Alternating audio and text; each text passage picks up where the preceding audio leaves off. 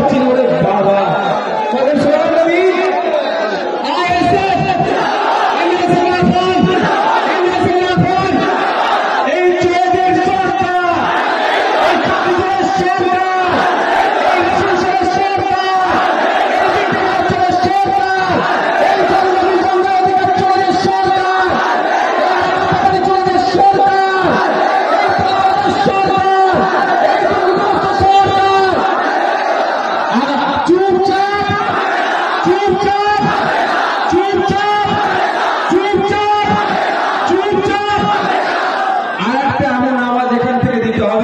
কালীঘাটে যেন আওয়াজটা পৌঁছে যায় যে আগামী 4 তারিখে ভাঙড় থেকে লিড দিয়ে দেশের পার্লামেন্টে যাদবপুর থেকে জিতেন্দ্র খান সাহেবকে আইএসএফ পাঠাচ্ছে এই স্লোগানটা এখান থেকে দিতে হবে।